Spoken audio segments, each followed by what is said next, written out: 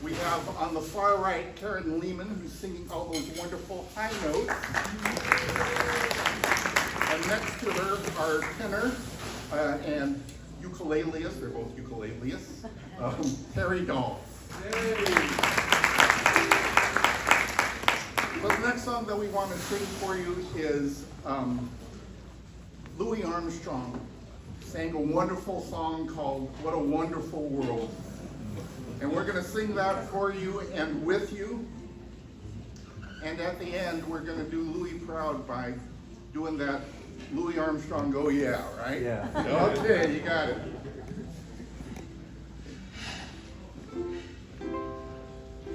I see trees of green, red roses too. I watch them bloom for me and for you, and I think to myself, what a wonderful world.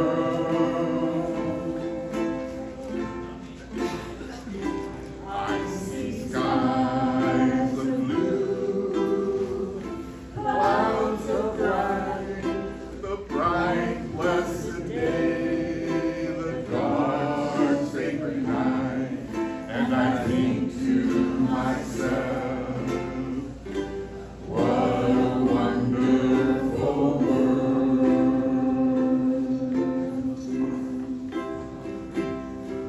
The colors of the rainbow, so pretty in the sky, are also on the faces of people passing by.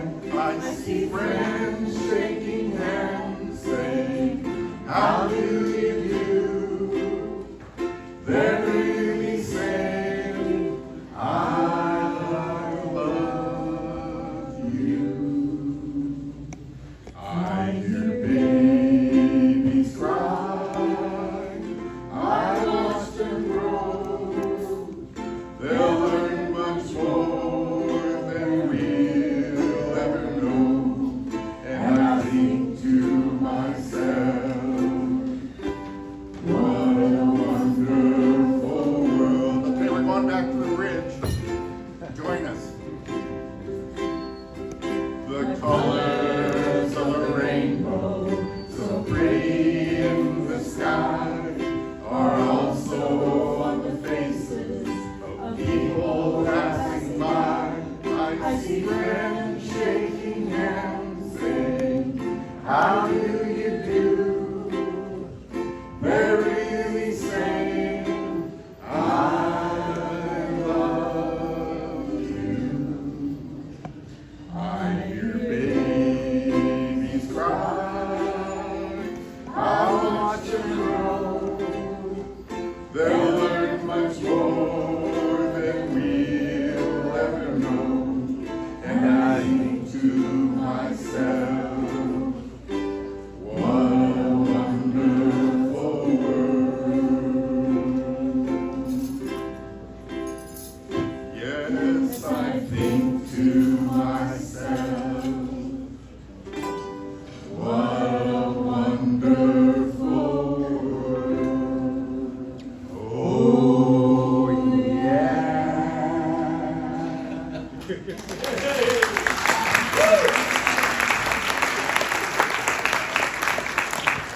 The last song that we're going to sing, we had a violist who was going to come play for us, and she's got COVID. So she called up this morning and played something for me over the phone, and I kind of put it here, and we're going to try this. Okay, so we'll do the very best that we can with this. So her name's Michelle Lee. You raise me up, and when we get to the choruses, we expect y'all to sing with you. I hear some very good voices out there.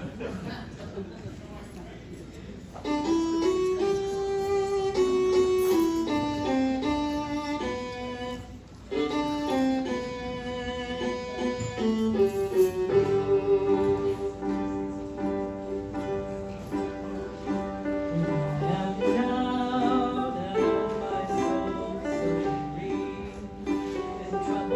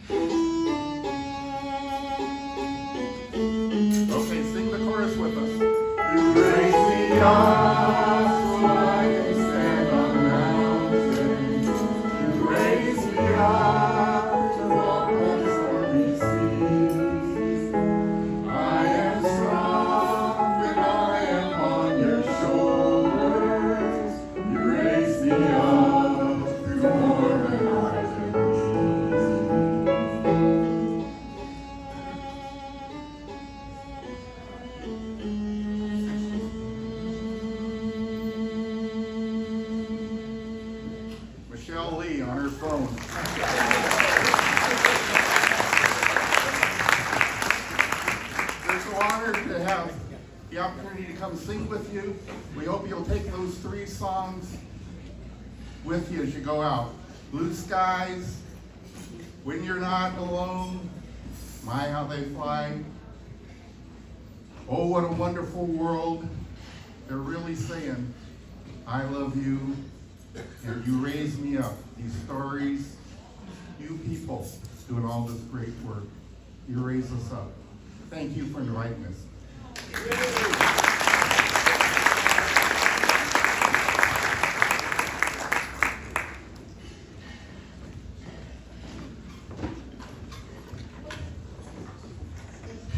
This is your 5-minute warning that those auction items that were closing at 6:30, 5 more minutes. I know it's going to be like 6:45, so we can't tell time. I don't know. 5 minutes. This is my time schedule. Oh, just kidding. Don't ask me. It's 5 more minutes. 6:46 p.m. That's going to close for those the first ones, and that is for wine, self-care, jewelry, and we're going to make the next one in 7:10. At 7:10. The auction's going to close for adventures, dining, and home. But 5 minutes for the wine, self-care, and jewelry. I see you jumping up to go. Gotta go make sure we got something. Okay, now I understand that in the early 90s, there was a man, a volunteer, who was very key to iHelp. I helped transition from a multi-million-dollar agency that was closing the program to becoming their own nonprofit agency, and that is Paul Klein of St. Angela Merici.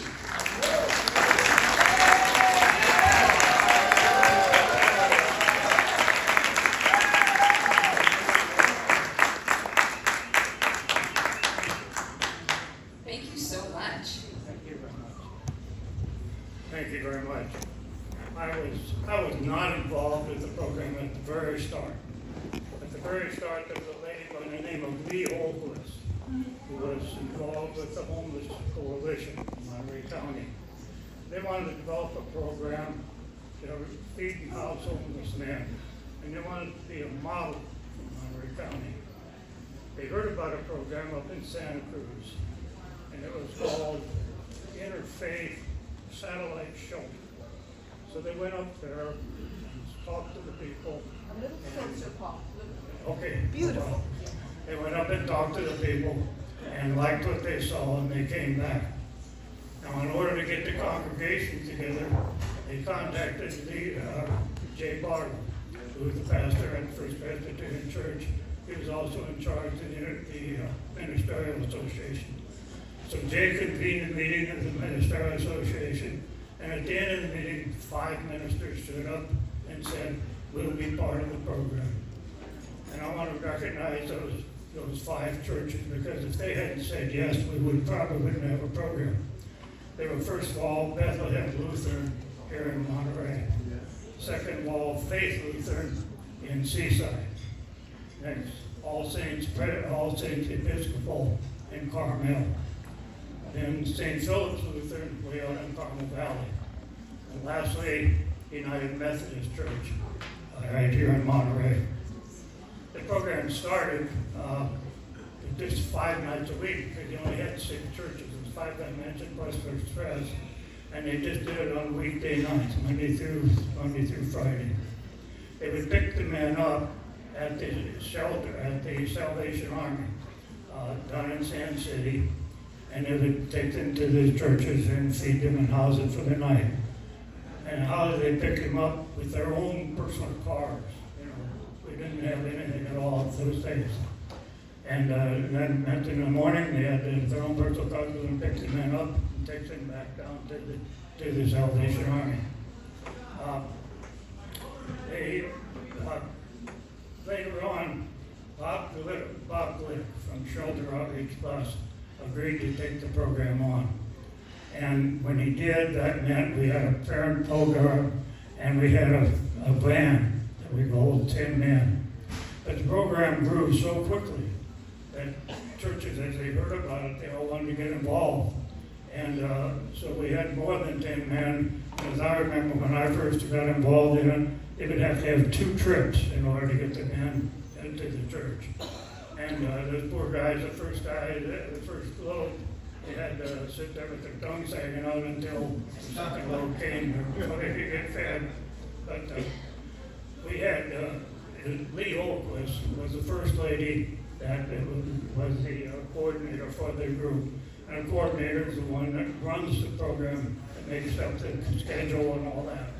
Another lady that I want to recognize her name, Linda Holquist, who ran it for 15 years. She'd been running it longer, but she got laid off because of budget deficiency.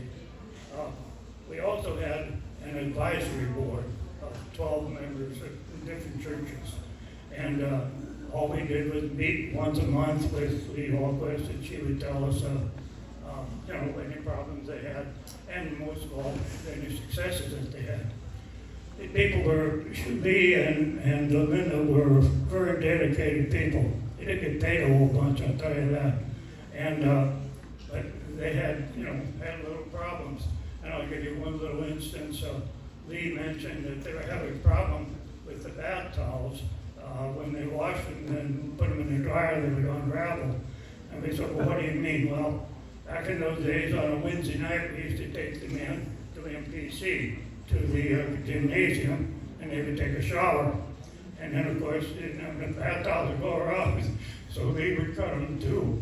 And that was okay. But then when she washed them and dried them, they frizzled. So that was my first experience. So one of the churches came forward and said, hey, we'll buy 25 bath towels. If you need more, let us know. But for goodness sake, don't cut those things in two. But the program was going great. And Bob Blake wanted to retire. And they got new management at Shelter Outreach Plus. And they were less than enamored with the program. Matter of fact, the program had expanded to Salinas also. And the first thing they did was shut the program down in Salinas. And then at the advisory board, when we would meet, we rumblings that they were probably going to do the same thing in Monterey. And sure enough, one of our meetings here came the head of Shelter Outreach Plus and his first lieutenant. And they said, yeah, we're going to shut the program down in 3 months. And we'll have 10 men, and they can come to this house out in Fort Ward. And the churches will bring them food, and the men can get jobs out there. And of course, the churches said, this is really not a very good idea. We don't want that at all. We want to continue the program the way it was. And so the next advisory board meeting, and we used to have 10 people on a good day. And on this day, we had 70 people. And they were all full of them. And they all wanted, they were all full of vim and vinegar, and they were determined we're going to keep the program going. And you might say we were long on ambition and a little bit short on managerial skills. I'll give you one little example. Towards the end of the meeting, the minister from the Unitarian Church said, does anyone have a 501c? Nobody said anything, and I didn't even know what he was talking about. Well, what he was talking about, if you're going to be a nonprofit, you have to have a 501c3 number. In order to do that, you have to file as an incorporation, as a nonprofit organization with the state of California. And then, of course, once you get that, the Internal Revenue is involved. This whole process took about it was going to take about 3 months. We didn't have 3 months. We didn't want to shut the program down. So we said, well, maybe we could use somebody's number. And again, nobody said anything. So I went to the St. Vincent Paul Society, and I asked the president, I said, "But we don't use your number." And he said, "Yes, you could." But, and we thought, well, that's great. Now we're Outreach Unlimited, we got St. Vincent Paul's number, we can go on. It wasn't that simple.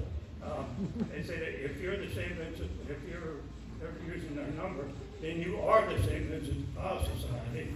And every bit of legal paperwork we had to be changed. The titles of the bus, the registration, the insurance, the whole schmear. And then, of course, 3 months later, when we got our number, they had to change everything back again. It was, a lot of paperwork, and if you dealt with the government, you know that things don't move very quickly. But anyhow, we did. We got our thing, and things worked out pretty good. And one other thing we hadn't thought about: who's going to pay the bus driver? Who's going to do the accounting work? Well, nobody said anything, but Unitarian Church came forward and said, "We'll do it," and they did. They took over all the accounting work for us. They paid the bus driver. We just took the bus driver's hour to them, and they would write the checks up and give them back to us. I can't say enough for them. Right now, the program is run with 9 directors, and I would go in. My neighbor happened to be one of them, and she was telling me who the people were. I didn't even recognize most of the names, but all of a sudden I came one name I did, Lee Hallquist, now a director. So, here she came. She started the program back in 1992 virtually, and now she's a director. So God bless her for being so.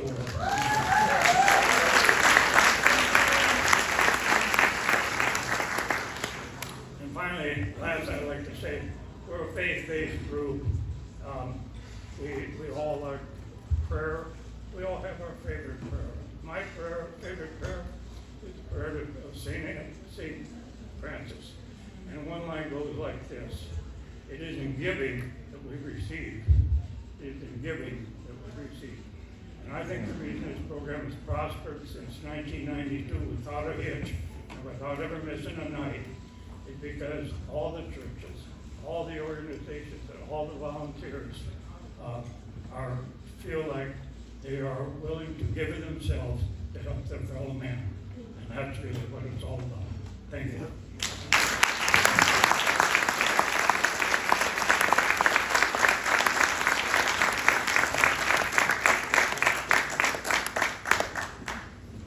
Thank you very much for all of that history and for all that you all did in those early days.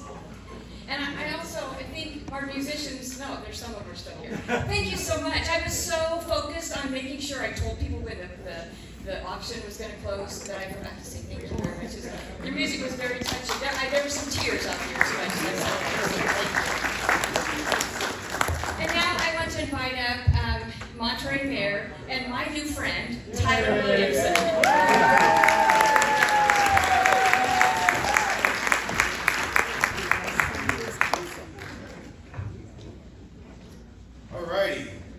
So, in a small town, not much different than Monterey, there was a church, and they were trying to raise money for a new piano. So the pastor passed the offering plate around, and when it came back up, and by the way, whoever donated the most, whoever gave the most, would be able to pick 3 songs. So the plate came back up. There was a $100 bill. He's like, okay, well, we got a winner here. Who is this? An 80-year-old woman walks up. She gets up there and she says, I want him, him, and him. I'll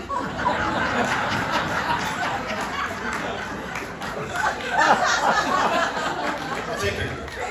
Be a better pair.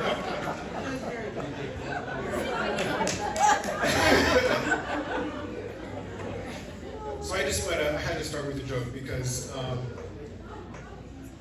the topic of homelessness is very heavy.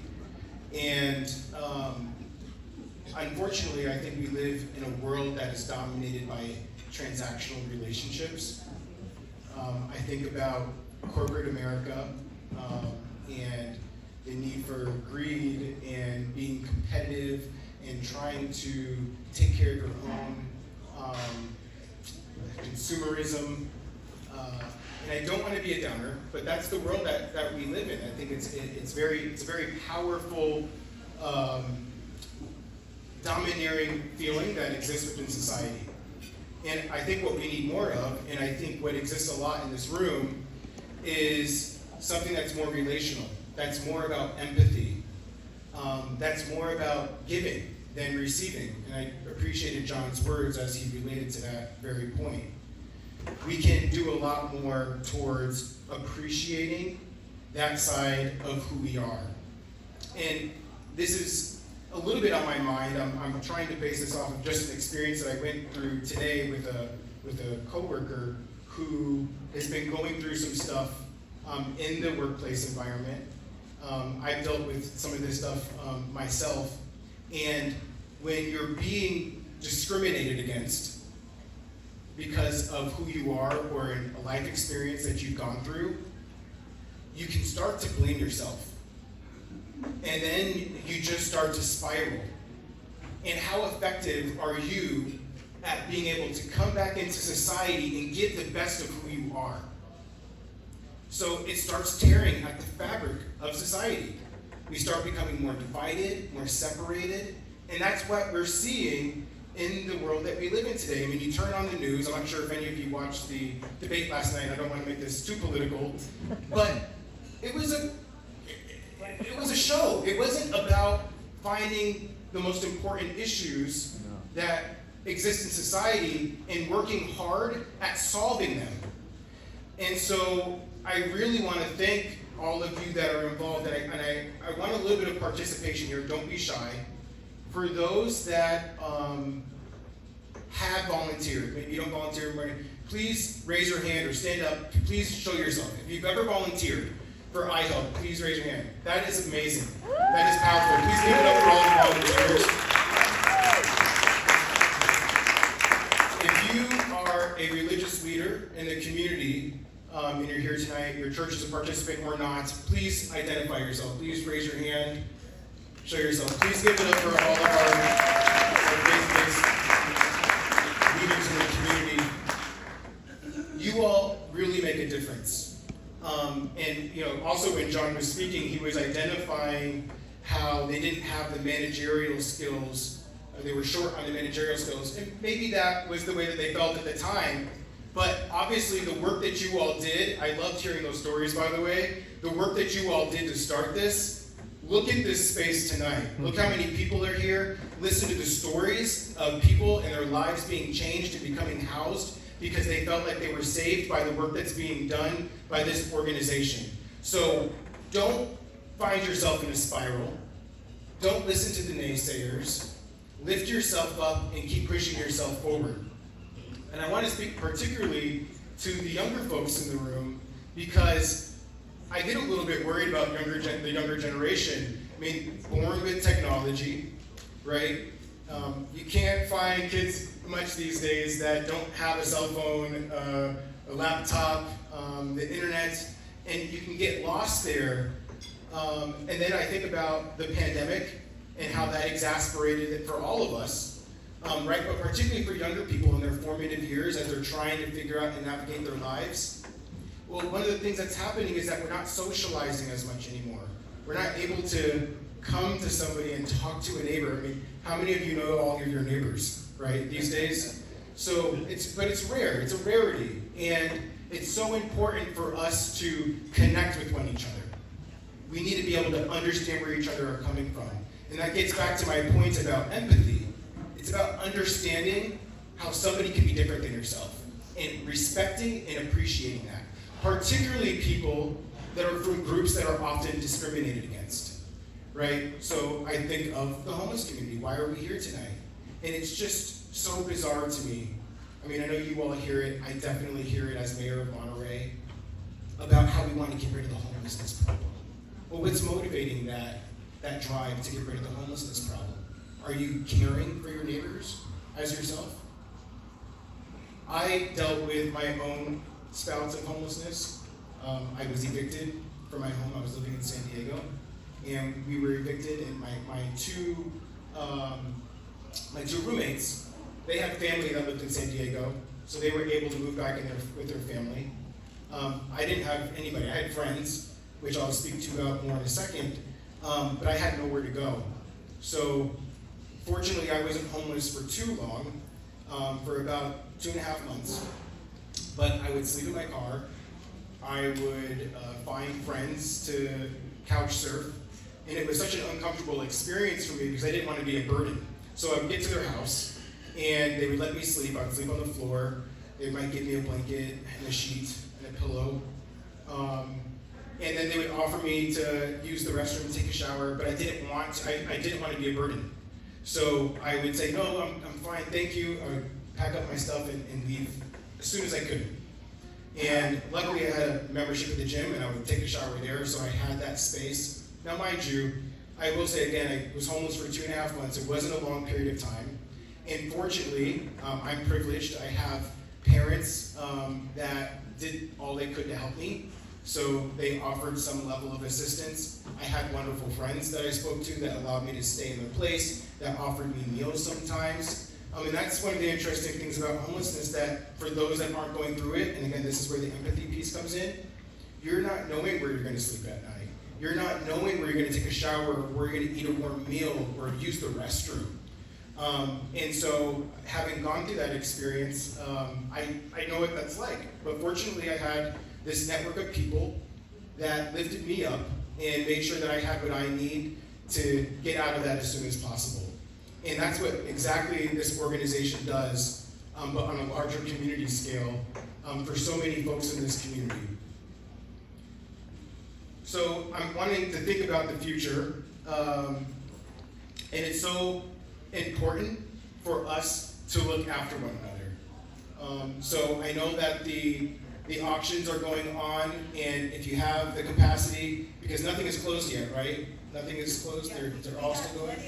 So they're still going. Every little bit counts. We can do things individually, but just like how iHelp was created, it takes a small group of people.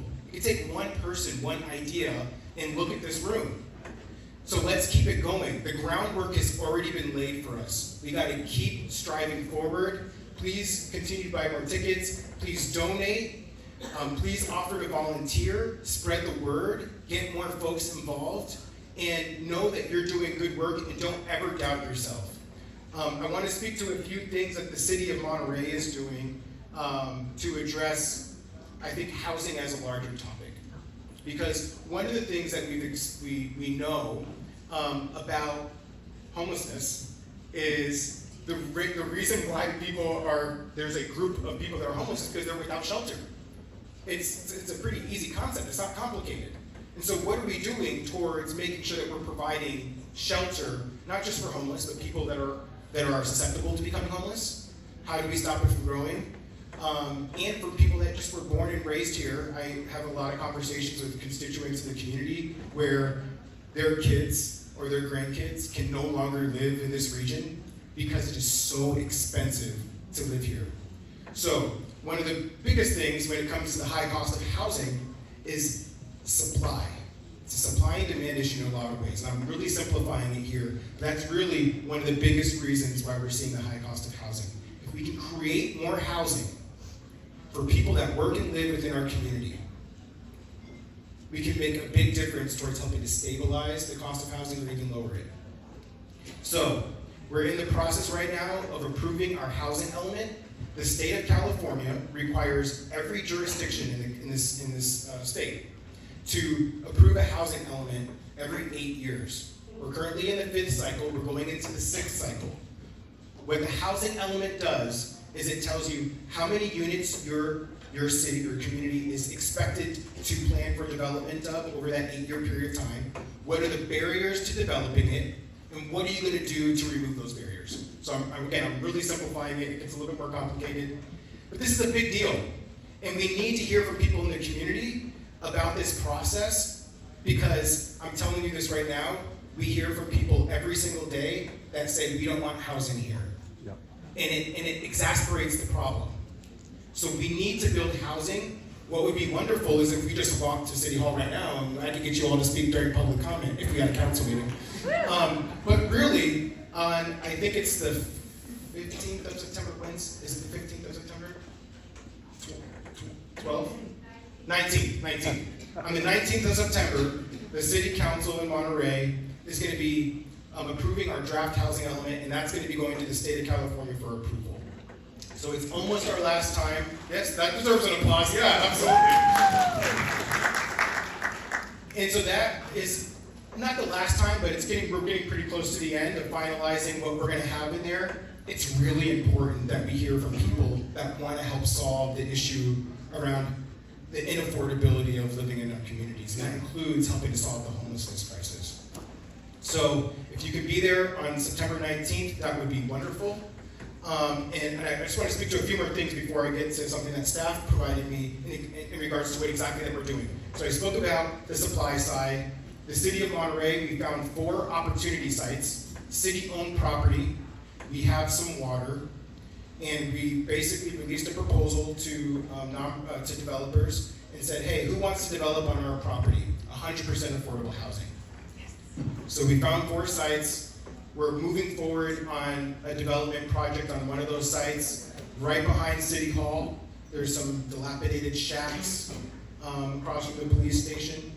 The idea is to tear those down, maybe use some of the parking spaces in the parking lot. I know that's a scary thing, and we talk about housing development, taking away parking, but parking is very expensive. So developing maybe upwards, close to maybe 50 or so units on city-owned property, 100% affordable housing in the city of Monterey.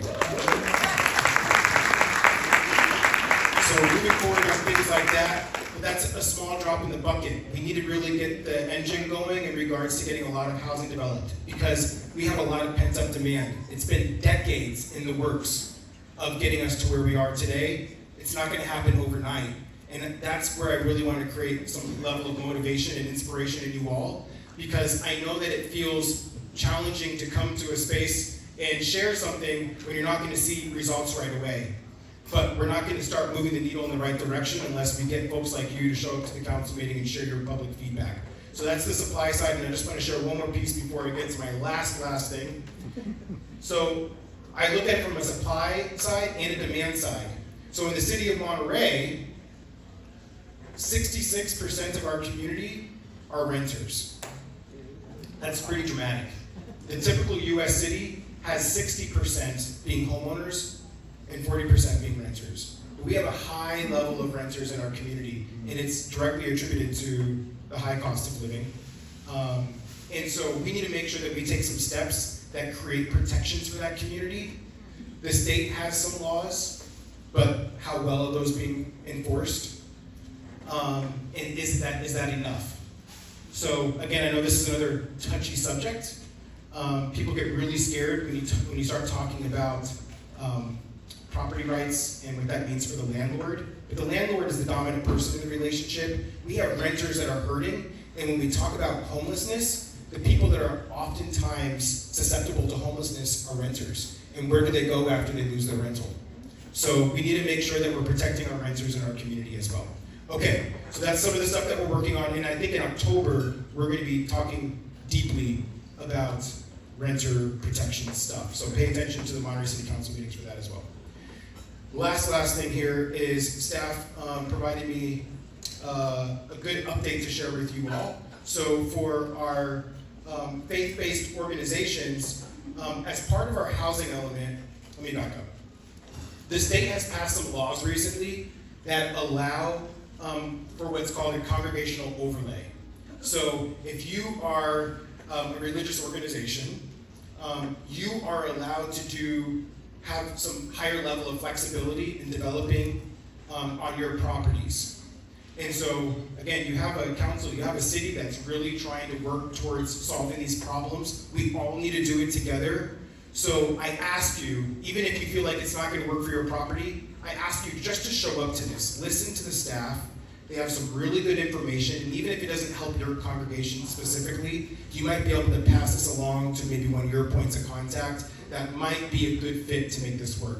And I will point out that This is specifically for the city of Monterey, though I don't know if staff would turn you away if you were from another city and you just kind of wanted to get some more information. But we want to find some religious-based organizations within our community that are willing to be partners with us and find some ways of getting some housing developed. So if you go to staff in the middle, and if you can raise your hand here, if you can go to staff and grab one of these forms from them, fill it out and give it to them, they're going to be in touch with you, and they're going to have a focus group so that you all can have a conversation about how the religious community can help in our housing element, and actually get some housing developed in our community. It's such an honor to be here with you all today. Thank you so much for having me. Oh, and I was told, actually, when I got here, I don't know why I'm saying this, but when I got here, somebody was like, you're wearing a white shirt, you're wearing the wrong color.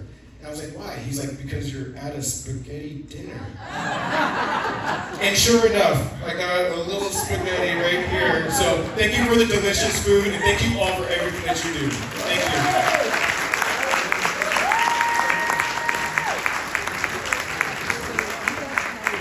Thank you so much. Notice I wore the right color.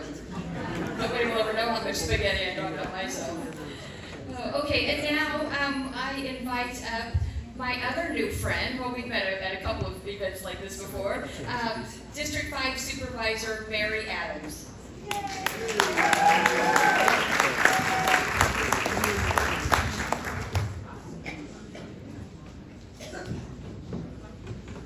Thank you. Thank you, everyone. I hope everybody's having a great time. It's a wonderful place to be, surrounded by lots of love, and the food has been outstanding.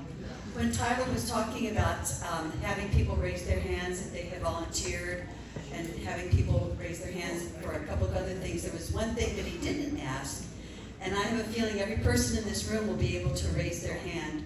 If you have ever made a contribution, a donation to iHelp or a homeless program, please raise your hands. That's what I like to see, honestly. Before I became a supervisor, my whole career was in the not-for-profit sector.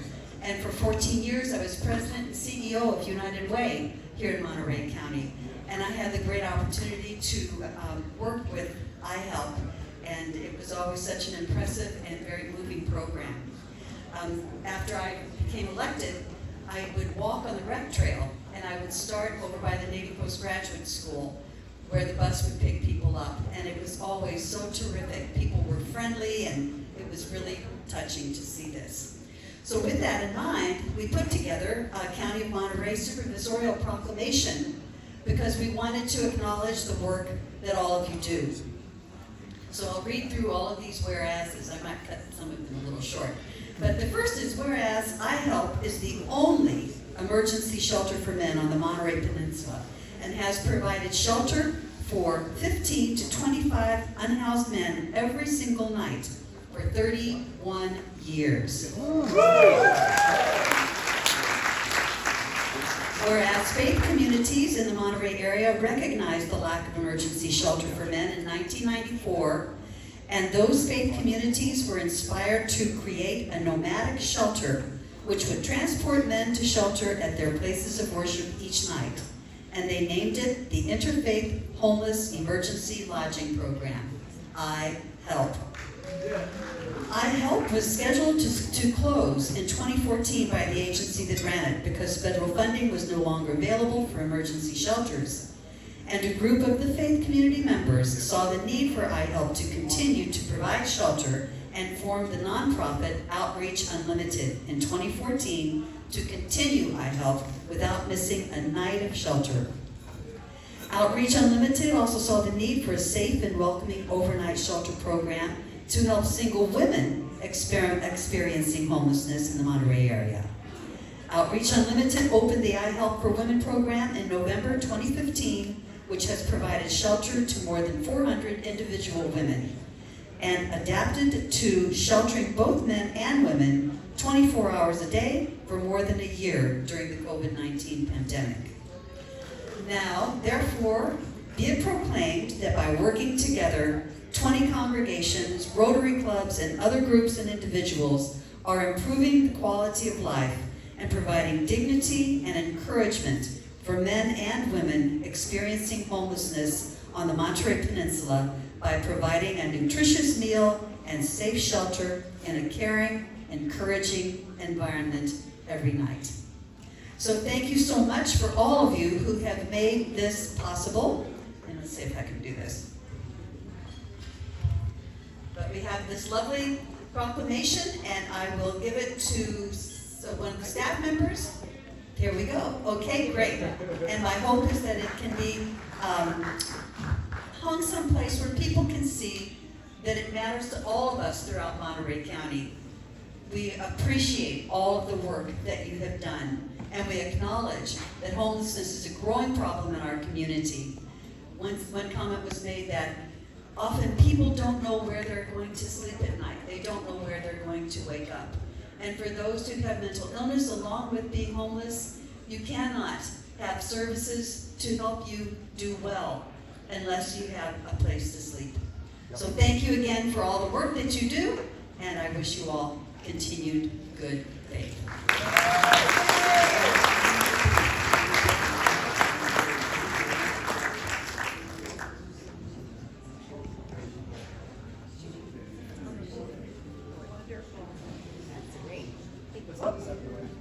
Oh, it's okay. It could be in front of my face.